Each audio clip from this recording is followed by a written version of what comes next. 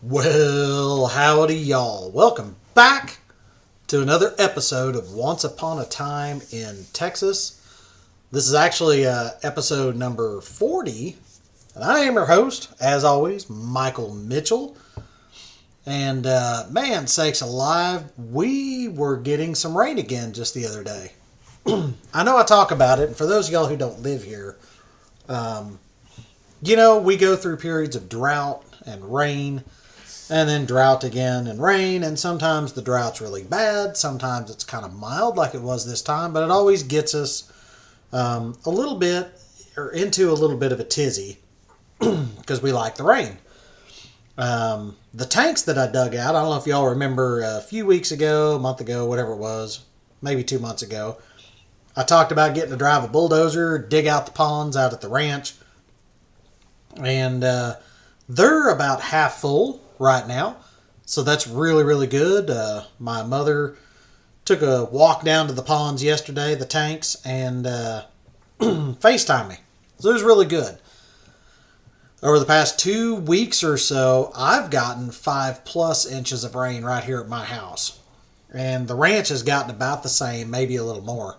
So super excited to have the rains come back, and glad that my mother took a little mosey down to the tanks to show me what was going on. So, did you know that Texas was home to the World's Fair in 1968? I'm sure some of you do. It was held in San Antonio, and it was called the HemisFair 68. In connection to the World's Fair, and to really kind of boost a little international attention, the Texas Department of Transportation created and designated 10 650-mile circular driving regions, or trails, that encompass the entire state. The trails really saw little or no attention after their creation, and the entire project kind of more or less lay dormant until the 1990s, when the enterprising Texas Historical Commission adopted the trails as their Heritage Trail program.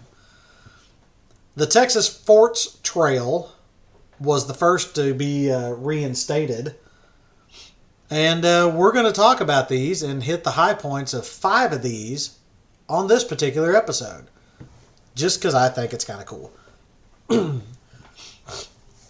Sorry, I'm a little snotted up. I think everybody's snotted up because everything's blooming again right now. My gosh. Welcome to Texas. All right. So before, we check out 5 of the 10 trails on this particular podcast, I want to thank our sponsors, of course, me and American Mortgage Company. I know there are tons of people out there moving to and in Texas, and of course now Oklahoma, and I know a lot of y'all do too, so let me help them out. I'm an independent mortgage loan originator working with American Mortgage Company, and I help people finance the homes of their dreams right here in Texas and Oklahoma. So we like to make the process faster, cheaper, and easier, so why not work with somebody like me? Somebody who at least makes it a little entertaining, gives y'all a little bit of history, and again, makes the whole process faster, cheaper, and easier. So if you know somebody moving to or in Texas or Oklahoma, send them to my website, themichaelmitchell.com, themichaelmitchell.com. Let me help them out. Remember, when you work with me, I sell dreams, not mortgages. All right. So, Mike, how did you come around to this interesting subject this week and next? Well, that's a good question. I was on a Boy Scout campout with my son down at Fort Belknap, which is near Alney and Graham, Texas. Fort Belknap is a super cool place. We have camped there a lot over the past several years, and we always have a great time. It's just super cool. The caretaker or ranger is a guy named Jim Hammond, who is one of the coolest people I know. He's just like super cool. One of the interesting things about Fort Belknap is, unlike most other forts in Texas, it's not owned by the state of Texas, but rather by Young County itself. The Fort Belknap Society supervises the maintenance and restoration of the fort, while the Young County Commissioners Court supports it financially. And the fort gets about 30,000 visitors a year, which is pretty cool. Anyway, while I was down there on, this last cold and rainy weekend, I saw something. I don't remember if it was a sign or something, but anyway, it was about Texas Forts Trail, and I thought, hey, that might be something y'all might want to know about. And wow, did I land on something here. I wasn't even looking for it, but here it was.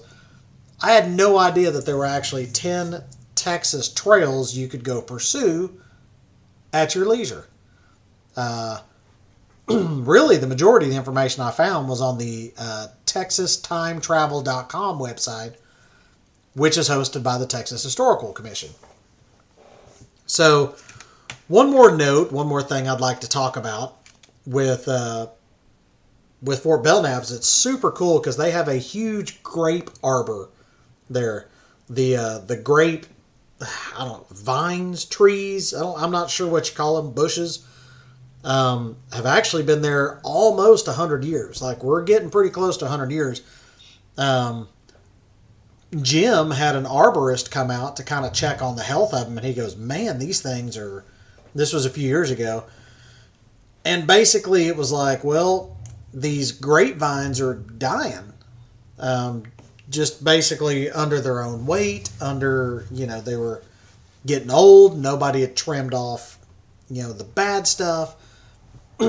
Anyway, so this arborist and the company worked to clean up all the grapevines, basically clean it up and redo the arbor, which was in pretty poor shape. And I don't know, it was a pretty big deal. People got really heated with Jim. I think he might have received some death threats. I don't know. But anyway, the grape arbor out there is kind of a big thing. If y'all ever get a chance to go down to Fort Belknap, man, it is worth the time and effort to get there for sure.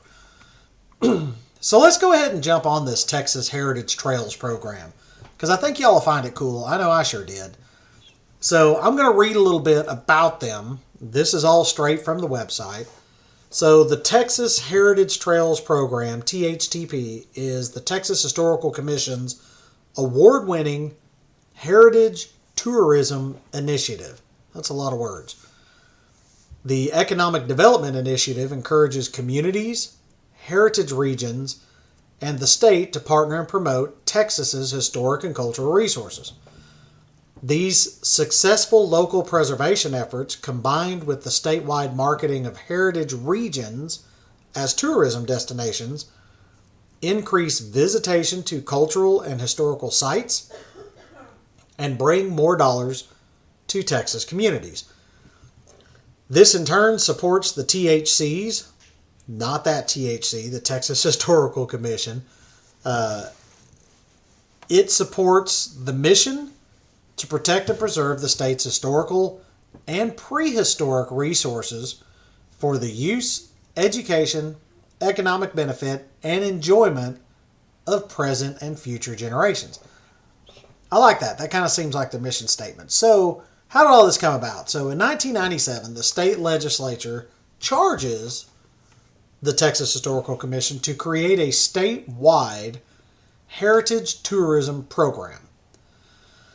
The THC responded with a program based on local, regional, and state partnerships centered on the 10 scenic driving trails that were developed for the HemisFair. These trails serve as the nucleus of 10 heritage regions and include heritage tourism, attractions, and communities both on and off the trail. So the program kind of begins and reforms with the establishment of the Texas Forts Trail region in 1998. And once I read about this, I kind of remembered this coming out. It was a big deal. I was in college by this time, but I remember kind of hearing some scuttlebutt about it. when I was in high school, and the scouts there too. So other heritage regions made a formal application to the program, demonstrating knowledge of the area attractions and broad support from organizations and local government. The suite of heritage regions was completed in 2005 with the additions of the Texas Pecos and the Hill Country Trail regions. And we're going to go over what all the regions are here in just a little bit. So THTP, what was that again? Oh, the Texas Heritage Trails Program received national recognition with the Preserve America Presidential Award in 2005, which is a big deal. This award was given for exemplary accomplishments in the preservation and sustainable use of America's heritage assets, which has enhanced community life while honoring the nation's history. The following year, the program was awarded a Preserve America grant for developing the Heritage Tourism Guidebook and for providing heritage tourism training across the state. I did not dig into those, but we're going to go ahead and walk around the state a little bit here. So let's go ahead and start with the very first trail that was reinstated, the Texas Forts Trail. So the Texas Forts Trail is a nonprofit organization chartered in 1999, which promotes heritage tourism, economic development, and historic preservation. It was one of the 10 driving regions which make up the award-winning Texas Heritage Trails program of the Texas Historical Commission. Keep in mind, I pulled a lot of this straight from their website, so we may hear some of this stuff over and over again. This driving trail is 650 miles, or about 1,050 kilometers long. It encompasses 29 counties total. This region is historically known for people such as Robert E. Lee, John Butterfield, Buffalo Hump, Wyatt Earp, Doc Holliday, and Conrad Hilton. Famous movies such as Lonesome Dove and Old Yeller were based in this region.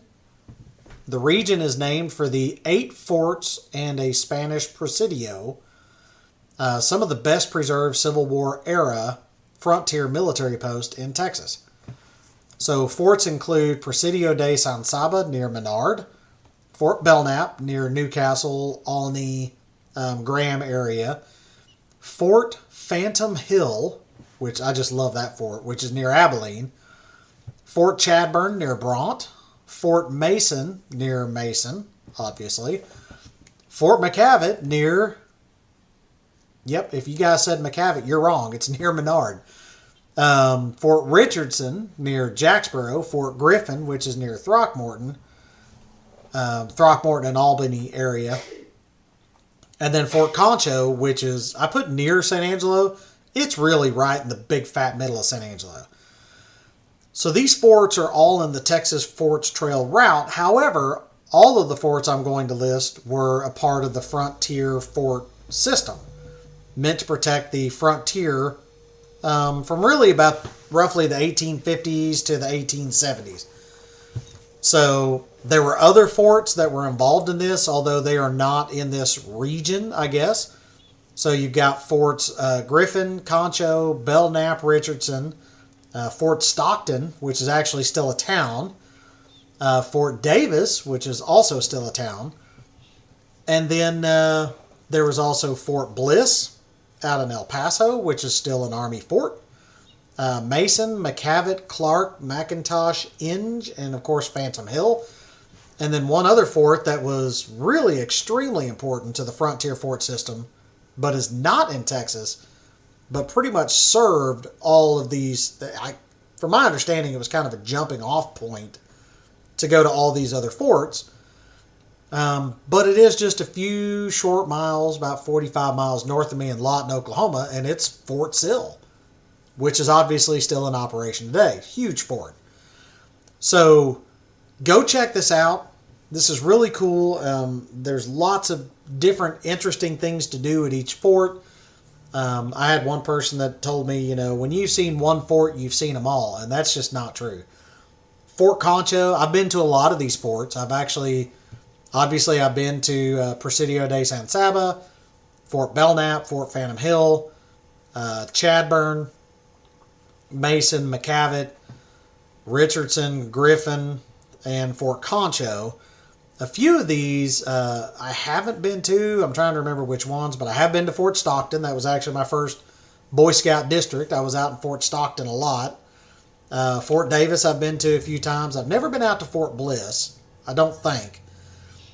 Clark, McIntosh, Inge, I kind of think either Inge or McIntosh is maybe on private property now. I don't remember, but I think it was out there kind of west of San Angelo. And I got invited to go when I was a Boy Scout executive out there, but I don't know that I ever made it. So anyway, that's the Texas Forts Trail. You can drive around and look at these forts. 650 miles. So next in the regions, not necessarily in order of how they were brought on to the Heritage Program, but just kind of how they popped up for me, is the Texas Lakes Trail region.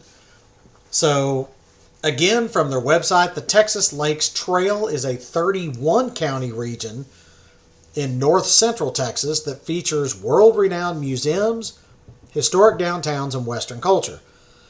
It's anchored by the Dallas-Fort Worth Metroplex. The region really kind of has the best of both worlds because you get very, very rural and very, very urban. As you travel the roadways throughout this region, you'll be following the paths others have traveled throughout history. Many of the roadways follow historic trails and early highways such as the Bankhead Highway, Chisholm Trail, Butterfield Trail, Shawnee Trail, and the Great Western Trail, which were all giant cattle trails. That's just to name a few of them. There were a lot more. There are museums, brochures, and markers to help you, to basically help tell the stories of these early travelers. The cattle trails have definitely left their mark on the region, from the countryside to the city. When you visit the Lakes Trail, you have an authentic Texas experience accompanied by hospitality that can't be beat. That's what it says on their website. There are 11 sites on the trail, and they are Acton State Historic Site in Acton, the Archer County Courthouse in Archer City, the Bankhead Highway in Arlington, Cathedral Santuario de Guadalupe in Dallas. The city of Dallas itself made the actual list. The Deep Ellum Historic District in Dallas, which I will talk about in a minute. My mother will hate this, but we're going to talk about that. The Eisenhower Birthplace State Historic Site in Denison. Bet you can't guess who was born there. Let me repeat that. Eisenhower Birthplace State Historic Site in Denison. The city of Garland, the Latino Cultural Center of Dallas, the city of Paris, and the Will Rogers Center in Fort Worth. All of those are super cool places. I've been to quite a few of them. But one that really cracked me up that it made this list was the Deep Ellum Historic District in Dallas. So when I was in high school, my cousins, Joey and Robbie, love those two guys, said, hey, let's go down here and go check this out. Was I in high school? Maybe I was a little older. Maybe we were in college. We must have been in college. But my little sister went with me, and she's 3 years younger than me, Lexi. And we went to Deep Ellum, and Deep Ellum was not quite the cool place that it is now. And I think my mother ended up being more upset because we were someplace that we hadn't told her we were going. But then my little sister talked about some weird dudes coming and talking to her. I don't remember which cousin it was, got a tattoo while they were down there. Oh, man. Anyway, now, I mean, I kind of remember it being a shady, seedy kind of area. And anyway, now it's a historical district. And lots of people love it. That's definitely not what my experience was down there, especially not in my mother's brand new Jeep Grand Cherokee that we took down there. And she was uber pissed, and she's probably still a little pissed about it to this day. So, Mom, if you're listening to the podcast, as you often do, thanks for letting me take your brand new Jeep way back in the day to Deep Ellum. Moving on. Next one is the Texas Independence Trail region. So, the spirit of Texas awaits you. This is what it says on the website. Remember the Alamo. Remember Goliad. All our history and today's attractions beckon you to find your independence in Southeast Texas. We encourage travelers to find the spirit of Texas through the story, our fight for independence, the larger-than-life images of explorers, heroes, and settlers such as Rene Robert Cavalier, Sieur de la Salle, Stephen F. Austin, Sam Houston, and Davy Crockett resonate throughout our state, U.S., and beyond, as visitors can relive this dynamic history. Festivals, bird sanctuaries, shopping in historic downtowns, metropolitan areas, countrysides blanketed with wildflowers and trees, ranging from lordly pines to mesquite, beaches, lakes, rivers, and historic landmarks can all be enjoyed when you drive across the Independence Trail region. Whew. That was one long run-on sentence, but it was good. On this trail are the first capital of Texas, Washington on the Brazos State Historic Site in Washington, Texas, where the first shots of Texas independence were fired. Gonzales, which is one of the oldest towns in Texas. In Seguin, I'm sorry. Jeez, I totally goofed that up. Let me back up. The first capital of Texas, which is Washington on the Brazos State Historic Site in Washington, where the first shots of Texas independence were fired in Gonzales, Texas. Sorry. I goofed it up because it moved down to the next page and I missed it. One of the oldest towns in Texas, which is Seguin, the San Jacinto Battleground State Historic Site in LaPorte, where pirates helped us win our independence in Galveston. Guadalupe Cultural Arts Center in San Antonio. The city of LaGrange, that ZZ Top sang about. The Star of Republic Museum in Washington. And then, of course, the town of Houston. All of those made the list. And, man, there are plenty of things to do in all those places. Very cool history. So next is the Texas Pecos Trail region. Their website says, experience the legendary Wild West of classic books and movies and the real-life landscape of the Texas Pecos Trail region. 22 counties cover 35,000 square miles and comprise an ecological transition zone at the junction of the plains to the north, Edwards Plateau in the east, the Chihuahuan Desert in the west, and the brush country in the south. Explore Native American rock art, cowboys and ranching, military forts, Hispanic culture, the Permian Basin oil boom of the 20th century, World War II training bases and artifacts, museums, county courthouses, and a variety of unique and spectacular natural wonders and outdoor recreation. So the sites include the city of Del Rio, which is a pretty cool city. I was there several times when I worked for the Boy Scouts out in West Texas. The largest road runner in Fort Stockton, Texas, and you can also go check out the original Fort Stockton. The Fort Lancaster Scenic Overlook in Sheffield, which is amazing. I didn't even know that was like a state historic site. It's just a big overlook. But it was cool. I used to pull off there and check it out. The city of Eagle Pass, the Fort Lancaster State Historic Site, also in Sheffield. Seminole Canyon State Park and Historic Site in Comstock, which is awesome. the city of Midland, and Odessa if you have time, and the Amistad National Recreation Area in the town of Del Rio, which is pretty cool. The Amistad National Recreation Area includes Lake Amistad, which is gorgeous, and they also have a military base down in Del Rio. Lots of generals, lots of higher up in the military tend to retire out there, so it's kind of cool.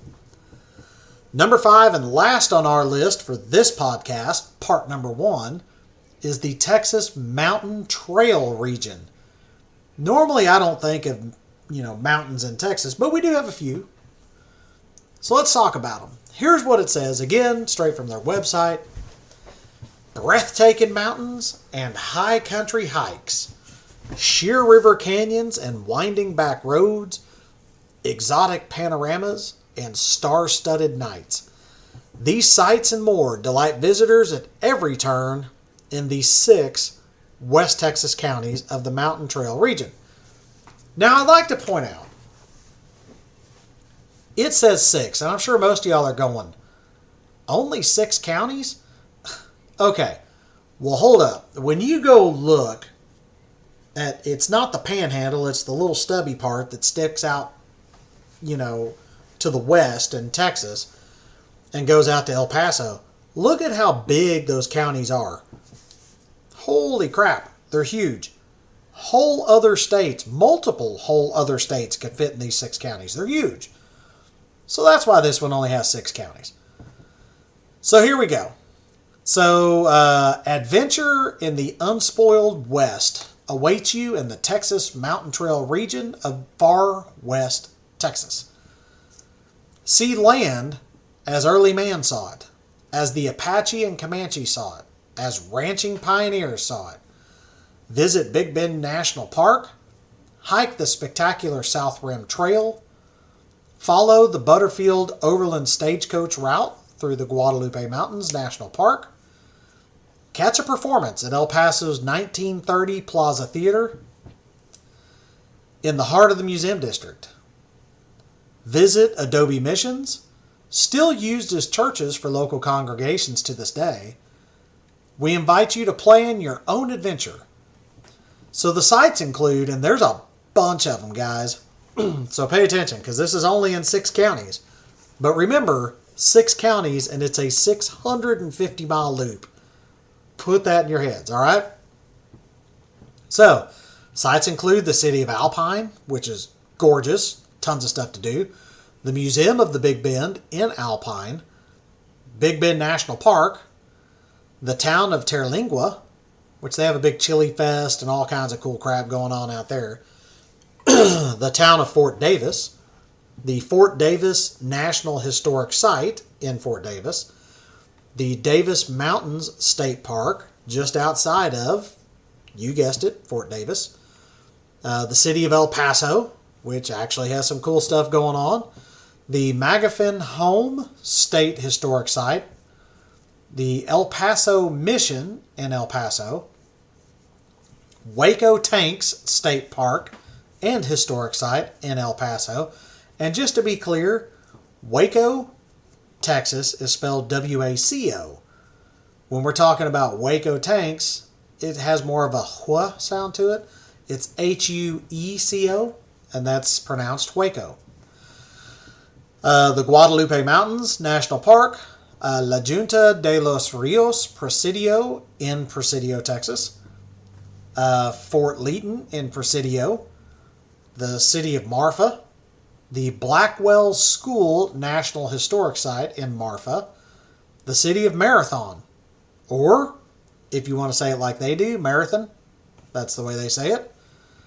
So it's spelled Marathon like Marathon Oil, but everybody says it Marathon.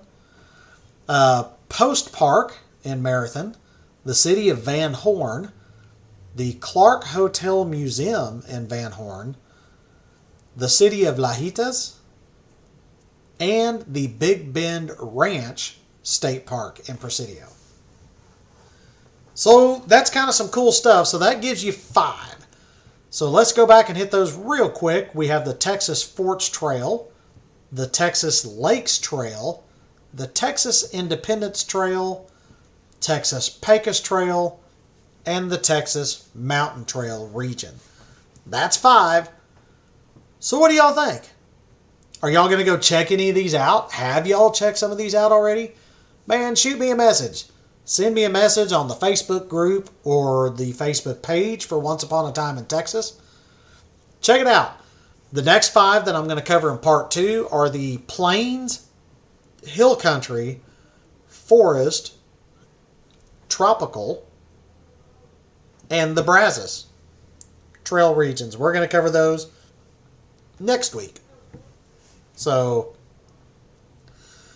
I, of course, as always, want to thank our sponsors again, me and American Mortgage Company. Keep in mind, if you know someone moving to or in Texas or Oklahoma, you know, that little state to the north, send them my way. Send them on over to themichaelmitchell.com, THE michaelmitchell.com, and remember, I sell dreams, not mortgages.